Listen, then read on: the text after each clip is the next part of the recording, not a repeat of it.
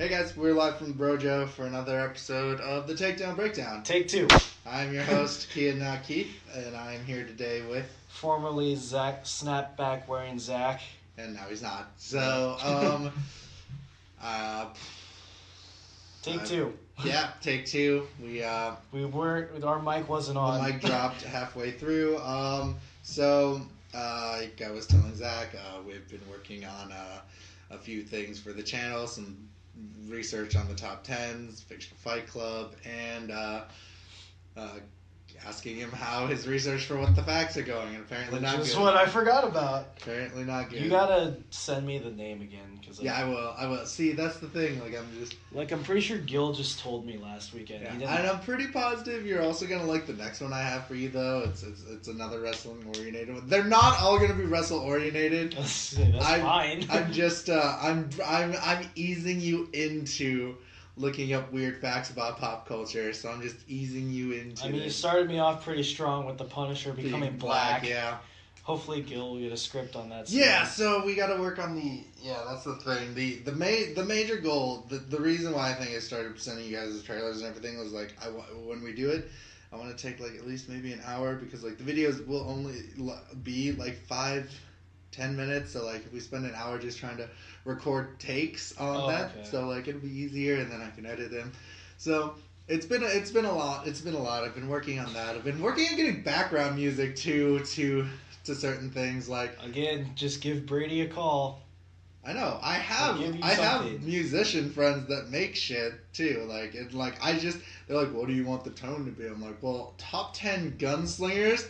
So I got this really cool Western tone going on. Just use Bullet Club's theme song. No, I can't. Get a copyright strike. See, no. Use the first one, Last Chance Saloon. Do you notice that a lot of WWE songs nowadays and like professional wrestler songs are public domain songs? What do you mean? Like, public domain? Yeah, public domain. You can use them. Really? Yeah. You mean like the current ones? Like indie wrestling song, people with indie wrestler songs. Okay. They're all public domain. I thought you meant WWE. I was like, you could use their theme songs? Like some of them you can, because some of them are just legit instrumentals that were just used for public domain. Like obviously can't use Triple H's The Game because that's a fucking Motorhead song. But like the Undertaker song, not a legit song that's copywritten. But Meek Mill got sued or was getting threatened with a lawsuit by WWE when he sampled that in his Wanna Know song. Really? Oh, I'm pretty sure they were threatening to sue him. I think I'm wrong, but it might have just been someone being smart on YouTube. But look it up real quick, actually. Yeah. Okay. Hold on. Meek Mill being sued by WWE. He wasn't gonna be sued, but I think they sent him a cease and desist letter or something. Oh, the Undertaker sues Meek Mill for using his theme. Okay. So I was kind of right then. He may have bought that theme then. I know there's like a few things like. It wasn't really an official track. It was just a response to Drake's Back to Back, but I don't know. You know, people will sue over anything nowadays. You know, and is that a segue into our first? No, but... Oh, yeah, that's right. The first one we talked about was... SmackDown is not going to be in USA for a while. NBC renewed the deal for Raw, but not SmackDown. But apparently WWE and Fox are negotiating to bring SmackDown over to that station, so... Do you think they'll bring Raw over there then, too, or do we just... No, I think Raw still gets enough views for USA to keep them around. I don't know why SmackDown. It's going to be a weird ass shit. It's just like when they had SmackDown on CW and Raw was still on USA, and then fucking SmackDown was on Sci-Fi. ECW was on Sci-Fi. Yeah, and then SmackDown was after ECW was gone. That was weird. Raw was also on Spike for the longest time, and TNN. Yeah. That's weird. You mean TNT? Yeah, sorry, my bad. It was on yeah, they've moved through different companies a lot. It's fucking weird. So, Enzo Amore might be working with Impact Wrestling, and his charges have been dropped for sexual assault. So, yeah. I just read about it earlier. Yeah. Apparently there is insufficient evidence for them to pursue it, so the charges were dropped. The major part that I got from this is that Rick Swann is also making his debut at Impact Wrestling, and I am not for it, kind of, I guess. Where, like, I get that the dude needs to work still and whatever. But he said he was retiring, though. He said he was retiring after these charges came up against him again earlier this year, and then I guess not anymore? You need that money, Zach. Because, well, he appeared at CZW either a few weeks ago or a month ago, and then I just saw earlier this morning that Rich Swann is going to be heading to Impact, so, yeah. Yeah, no, dude needs a job. I guess that'll work. You'd think, though, that a bunch of smaller indie promotions would keep employing him. Like, I know he was a big deal down in Pro Wrestling Guerrilla.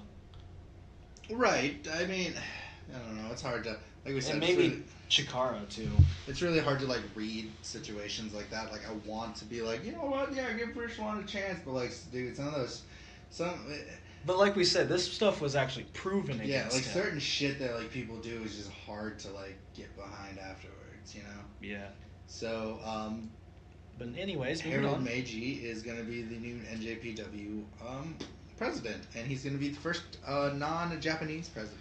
And you said what company did he turn around last year? The toy company Tomei. In 2004, and took it to its most profitable year in 2017. So this is interesting. I don't know how toy selling incorporates with wrestling, but I mean, with toy sales for wrestlers. Yeah, possibly, but I don't think he's gonna like work on that. He's like the whole shebang of it. Well, here's the thing: what does he actually know about wrestling and booking and all that stuff? Like, if he knows some stuff, this could be good. Personally, I just hope the New Japan Golden Age keeps moving on because, like I told you in our first take, they're on fire this year. Yeah, they're killing it. Like, it's awesome. I dig it. I love it. Neville's wife I guess we finally confirmed that Neville's not coming back. He's just like, fuck it. I mean, after I heard the plans for him to catch up with SmackDown on the European tour fell through, I was just like, yeah, never going to see Neville again. And again, that's sad because he was such a great heel. Yeah. And he's such a good worker, too. So, and he injected life into 205 Live before the huge overhaul earlier this year. Right. So that's the kind of sad part about this. Kind of reminds me of when Austin Aries left, and I was like, "Oh, damn it!" Yeah. Like, that was also a sad loss. And CM Punk is is in a dispute with a former WWE. Former? I thought he was still there. Sorry, former WWE superstar CM Punk is in a dispute with a physician of the WWE's. I was gonna say, I'm pretty sure that physician is still there. You know what? My thing about this is just like, I don't know, maybe this kind of makes an excuse not to fight, maybe. You think this is an excuse for Punk not to step in the octagon again? I don't really like CM Punk that much, and I personally hope he does good. Sure. Just because, it'd be cool to see him succeed in UFC, kind of like Brock Lesnar did. Okay, Brock Lesnar fought people who Okay, I know this. I was about to say, not like Brock Lesnar's success, but like in his division. Yeah, I was going to say, Brock Lesnar is not the amazing UFC. Just because he won the title, he won because he was much bigger and could, like, crush people. He won it a couple times. Do you know what was his win-loss record pretty good? Yeah, because, like, everyone was smaller than him in his weight bracket. I mean, I never watched any of the UFC fights. Yeah, it was okay. So, you know what? I already saw CM Punk try to fight. It was awesome. Okay. Because you were rooting against him, and when he got taken down like that, you were happy about it. I was like, happy is a term that I don't like to use. I was ecstatic, Zach. That he lost? Not that he lost. Oh. Kind of. I was like, it was fast too. It was a fast loss. I was like, all right, cool. I mean, I was excited for his first fight. I didn't watch it till the next day, but I thought it was cool how he used Cult of Personality to come out there again. But yeah, if CM Punk wants to keep fighting, let him. It's cool. Yeah, no, it's good. Now, Roman Reigns hunts down Jinder Mahal in the beginning of Raw. So this is dumb. I don't like Jinder Mahal. Jinder is being cheered over Roman Reigns. I never thought I'd see the day the audience would get behind Jinder. We're seeing it now, Zach. I think Roman Reigns has like this go away heat. Like, it's not even, oh, we don't like your character anymore. No, it's like, they're just like, take this guy off our TV. Like, we don't want anything to do with him. It's like, really? Like, you guys don't like him that much that, like I said, at least Roman Reigns has put on some good matches with other people.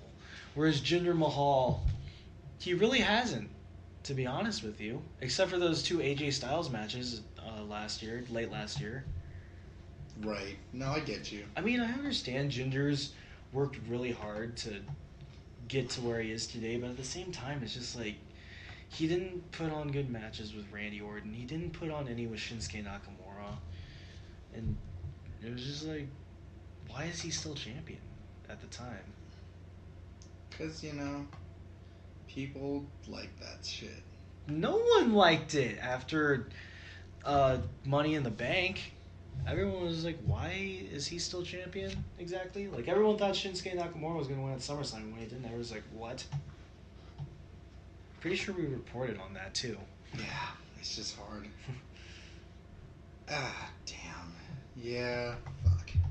So then we go into Seth Rollins versus Kevin Owens. Ben 10 Monster versus Canadian Big Guy. Versus Canadian Crusher.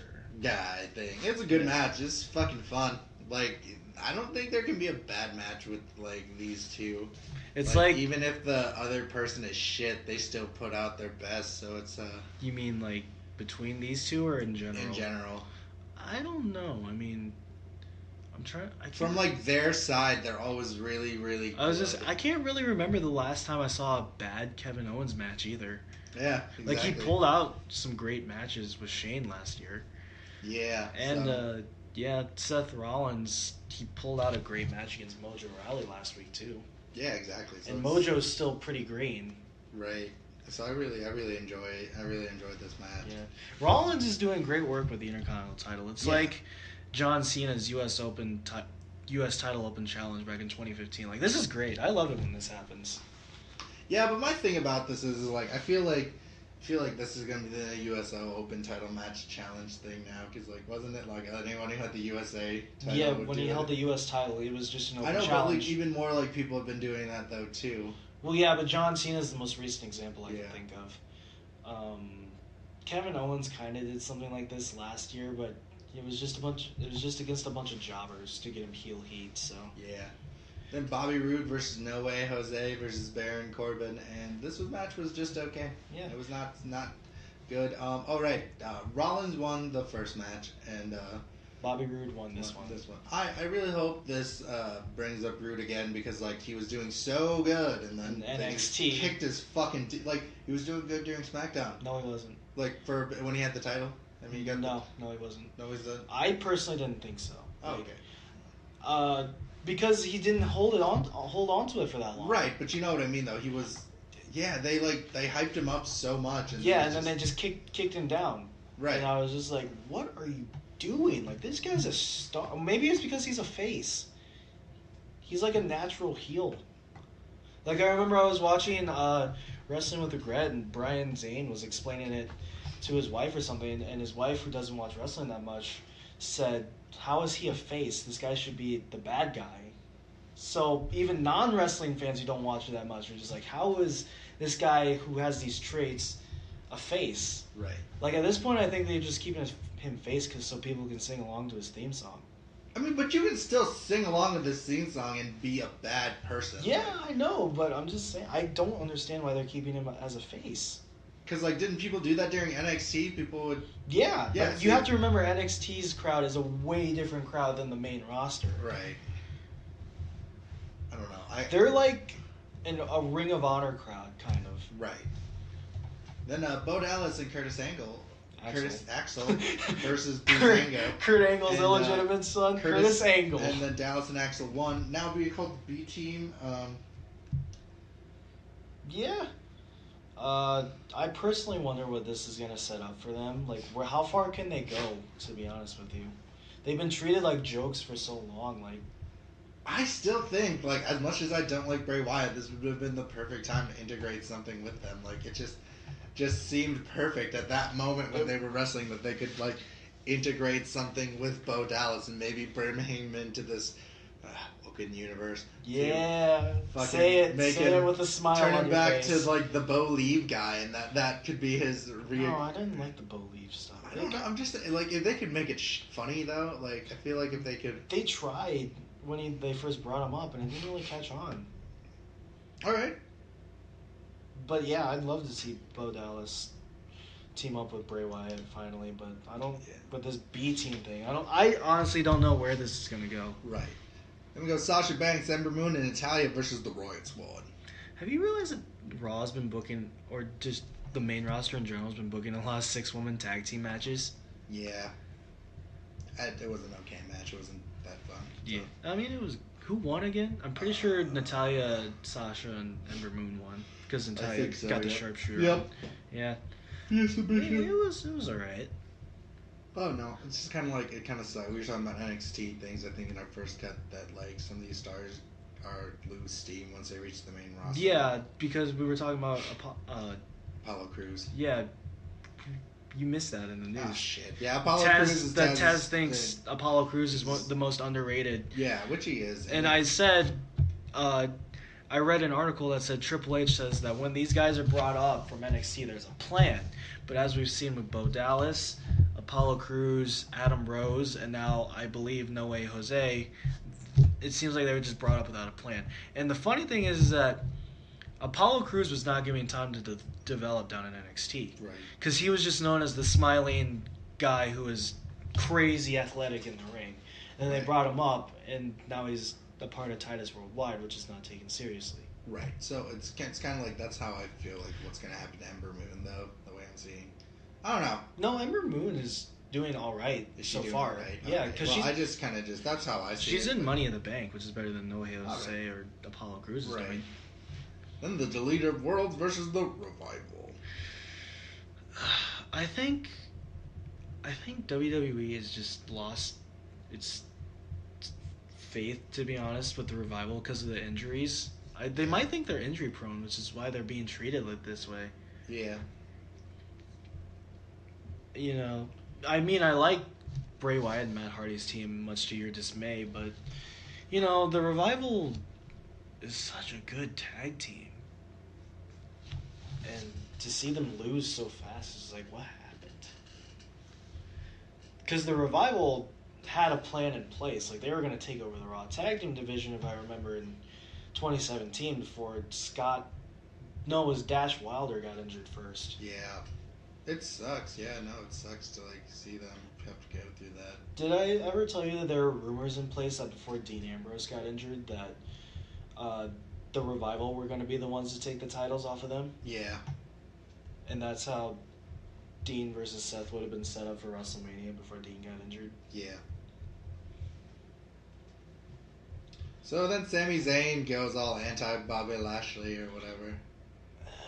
It's weird. I'm not digging I didn't like this segment at all. So apparently he's going to bring his sisters in next week. Oh, that's weird. So, like, they're not a tag team now, right? I still believe they're a tag team. They're just having them do some singles stuff right now. Okay. Okay, that's weird, though. Bayley versus Mickie James versus Alexa Bliss. Money in the Bank qualifier. Alexa Bliss just got rid of the title, and already she's being put in contention with it again. Like, give her a break from it. Maybe we should go to SmackDown, though. Maybe we should do what, like, fucking... Carmella? Not Carmella. Asuka? Not Asuka. No, what the fuck? Becky?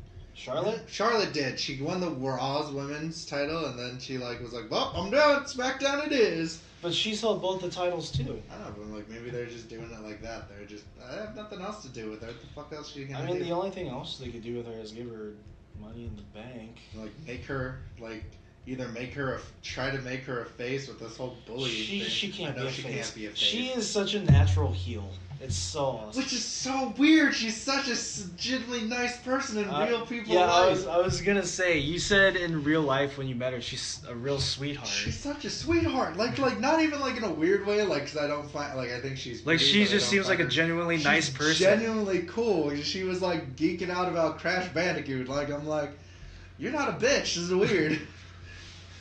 people can act. Yeah, I know, and like I don't know, it's just kind of like I still. To be honest, it's just me. I would actually prefer Bliss over Bailey because I'm really. I'm over Bailey, dude. Like, well, it looks like the booking truly finished Bailey off. But to me, it's just Alexa Bliss has been overexposed in the women's main event picture on Raw. Right, exactly. But like again, with like how I don't hate Bailey. Well, yeah. Before anyone says, it's just like I don't like her shtick. She's kind of stepped away from the goody-goody thing, though. Yeah. Like, it's not as bad as... It's weird if you try to make her a heel, though, in my opinion. Like, that's going to be weird. Like, you can't, like... It's like how Bliss is a natural heel. Bailey is just a natural face. So it's, like, hard to, like...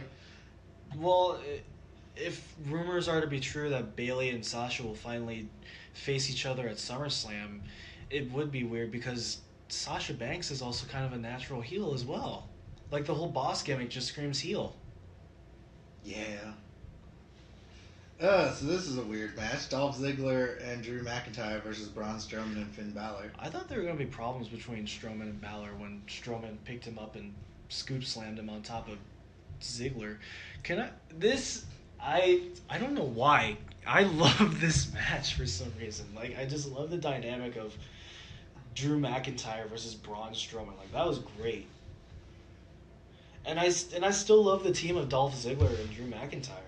And of course, Finn Balor is one of my favorite in WWE right now. So if you mix all four guys together, it's just like, this is gonna be great. It was a good match. It was a weird match, but it was a good match. Yeah, it was weird, but it was good. The way they won though was kind of a cop out because they cheated. They didn't cheat exactly. Ziggler just pushed him off the top rope and then just rolled him up. It's just like, you just got a roll-up victory. You didn't actually hit him with an effective move. You just took advantage of something. Then we go... Also, hey, real quick. Yeah. Do you remember when McIntyre accidentally knocked down the trophy? Yeah. That wasn't planned. Oh, Because they cut away from it. And then on the official YouTube page, they cut it out completely from the video. Wow, that's funny. So it wasn't planned. So then we go to the Money in the Bank match between Kevin Owens, Bobby Lashley, and... What did the WWE do to Bobby Lashley? He was being booed. Why? Because I think of his promo segment last week, I believe. That's dumb, dude. Like, Elias awesome. Was more over than both of them. Yeah, I know. It blows my mind. Blows my fucking mind. I was going to ask you about that because I remember thinking, Elias is the most over out of all three of these guys. How does Kian feel about this? I don't hate Elias as much as I did. Like, I'm kind of over Elias. It's not that he's growing on me. It's just like, whatever, fine. I'm kind of over Elias, but can I just say, why is Kevin Owens contacting Authority to get these chances? I don't know. Like, I know it's not the same as him as Kevin Steen in Ring of Honor, but he was he was basically like a Brock Lesnar to the Ring of Honor card back then. And now he's just been like this the Authority's like golden boy again. This is like, what happened? That is weird. And also with him calling Stephanie, does Stephanie forget that he kicked the shit out of Shane and Vince last year as well? I don't think Stephanie really liked Shane that much, though. Yeah, but he beat the fuck out of Vince, and she came out and basically scolded him live on TV. Right, I get you on that part, but like, I don't know. It's like you forgot that he beat the fuck out of your father? I don't think she did, no. I think they... Maybe it's just her disdain for Kurt Angle. Probably, like, they really are working that motive hard, that, like, the Stephanie McMahon... That whole thing should have ended with the Ronda Rousey match at WrestleMania 34. It should not still be going on. It did not end that way. I can't get over it. Everyone's just digging it, Zach. But it's like Kevin Owens was such a killer heel, even in NXT. Now he's just like... He was really good. He was killing it. He's kind of like a lapdog, would you say? Yeah, he's working for the Authority now. Yeah. I understand, his allegiance to Triple H because Triple H gave him the shot in NXT, but it's also just like, you could power your way into this, Right. No, I get you 100%. It's one of those things, dude. It's like, it's hard, but you gotta do what you gotta do. I mean, I still love Kevin Owens. Right. But, it's just weird. Daniel Bryan kicks off SmackDown, literally. But, Yeah, literally. He destroyed Big Cass. Apparently, there's heat on Big Cass because he went off script last week. Oh, what happened? Do you remember his attack on that midget wrestler? Yeah. He was only supposed to kick him. He wasn't supposed to just start beating down on him. And apparently that rubbed people the wrong way, so now he has heat, and that's why he got his ass kicked so handily by Daniel Bryan. Wait, so people are mad he punched a midget? The backstage people, yeah. Ah, that's weird. No, like, he was just supposed to kick him. He wasn't supposed to continue the beatdown. Wow, what a dick. Can I just say, I kind of wish Daniel Bryan would do the heel hook instead of the label lock. I mean, the yes lock as a finisher. Because that looks way more effective. Yeah. Then the New Day faces the Bar. The New Day defeated the Bar, but I like this match. I don't know what happened to me, but I love Xavier Woods right now. He's dope. I fucking love Xavier Woods. Like, each time he comes on TV, he impresses me more and more. Dude, Xavier Woods is fucking awesome. I liked the New Day before. They were kind of getting stale to me last year. But now, for some reason, I was like, fucking Xavier Woods is the greatest. We definitely got to do like a live eating of Booty-O's, and I think we'll get to it eventually. We got to do that. That's definitely one of the things. It might be his finisher. Like, I love the top rope elbow drive. It's super awesome, dude. Xavier Woods is fucking awesome. He calls it the limit break. Yeah, which is a great name, by the way. But yeah, you know what he's referencing? What? Dragon Ball Super. Yeah, I had a feeling he was referencing something. I didn't know what it was, though. Yeah, I know Xavier Woods is really into that stuff. Yeah, he's referenced that. Didn't you say during the WrestleMania 32 entrance he was the only one that understood they were wearing Saiyan armor? They were all wearing Saiyan armor, but he was the only one, like, that technically they weren't wearing Saiyan armor, they were wearing the Frieza Force armor. Yeah. But, like, it's just so well popularly known to be what these Saiyans wear. But technically Xavier Woods was the only one who was a Saiyan, because he had the monkey tail wrapped around his waist. Well, didn't you say he was like the only one who understood the reference too? Yeah! Big E's like, alright, I guess I'll do it. And Kobe's like, I heard a Dragon Ball scene once. That's like you getting us to dress up as Dragon Ball characters and me just be like, alright, I've watched like 2 episodes all the way through. So dumb. Like, Xavier was like, I told you, he's like, I don't personally like Funkos that much, but like, Xavier Woods has some dope ass Funkos. The New Day is just, they're awesome. New Day rocks again to me, like fully. Andrade Almas versus Jake Constantino. Squash match. Yeah, was this guy a jobber? No. Andrade? No. Yeah. Andrade was Constantino. Yeah, he was the jobber. Yes, he was. That's what I was trying to say. Yeah, I wonder where Andrade Cien Almas is gonna go. Yeah. Like, what's his first program gonna be? Maybe he'll be in Money in the Bank. Maybe he will be. Then we go to Royal Celebration. God damn it. Fucking A. I loved it. Hate it. Hate anything about it. You should have loved Asuka being announced as her opponent for Money in the Bank. I'm by really Paige. excited for that. I like Paige as the general manager. She's doing dope. good. Yeah. No, I hate. You don't like her character. I want Asuka to win this, and then. How mad would you be if Carmella won clean, like without any dirty tactics? If she won clean, I'd be impressed.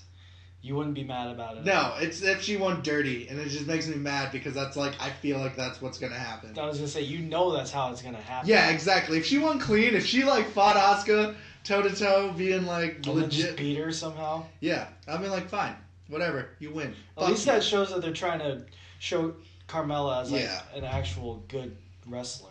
Yeah. Then we go into Money in the Bank match: Becky Lynch, Mandy Rose versus Sonya Deville.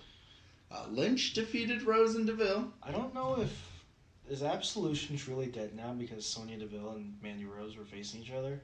I don't know. Who knows? Also, Mandy Rose throws a mean V-trigger knee strike. Like, that's pretty good. Then the non-title match of AJ Styles versus Shinsuke Nakamura. Okay. This was probably their best match to date. Yeah. Better than their Backlash one. Oh, yeah. Like, this is what we should have gotten at WrestleMania. Yep. It was amazing. Not better than their New Japan match, but it's only a few pegs below it. And to me, that's kind of sad because you think they'd want to go all out on a pay-per-view. not on just a random episode of SmackDown. But it was awesome, though. Yeah, it was awesome. Fucking amazing. But I was just like, where was this magic at WrestleMania and Greatest Royal Rumble? I guess they were holding it in, dude. Like, I was gonna say when I watched the highlights of both of them, I was like, they've got to be holding back for the grand finale. Like, this is great. Yeah, it was fun. It was revitalizing. I dug it. 10 out of 10. And the way Nakamura did the low blow thing, it reminded me of Eddie Guerrero. Yes. And then he won with the Kinshasa. So, what stipulation do you think he'll pick for Money in the Bank? Is it a no holds barred match? No holds ladder barred. match? Hope no holds barred. I don't want a ladder match because What we're if going he to just- have a ladder match with Money in the Bank. So. What if he's just like a low blow match? First person to hit a low blow wins. Or it's like first person to be knocked out by a low win. First, Just the a last dick low blow kicking- standing Just match. a dick kicking contest. Just like, "Hoo-kah!" Oh my god. Also, at this point, AJ Styles, wear a cup, please. Come on. I know he's probably not actually hitting there, but from a storyline perspective, you have to know that Nakamura is going to keep going for the low blow. You have to know this. Yeah, well, people are weird. So, let's talk about 205 Live. Tell me about it. I didn't watch it, but I read the results. The Brits are here.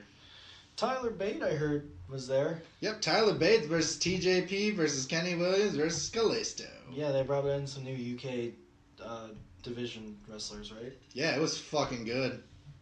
I liked it. Tyler Bate won, right? Yes. Yeah. So, it was good. Beat TJP. Good. Connors, Drake, and Gulak versus Webster, Alexander, and Ali. Also Who? a good match. Who? Who was the first guy? Joseph Connors. Is that another new UK Yeah. division guy? Yep. Also a good match. Really enjoyed these matches. They were super fun. Good. I gotta resubscribe to the network. Or you can use mine. It's fine. Or I could just, use. Why?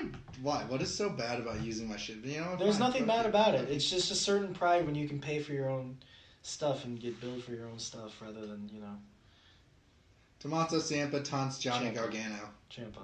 Ciampa. Did you miss something? Wasn't there another segment? No, it's just Drake Maverick introducing the UK shit. Oh. Really? There were only 2 matches this Yeah. week? Damn. I thought there were 3. They were long. They were long ass matches. I believe it. So taunts Johnny Gargano. How'd you think about this? Was it good?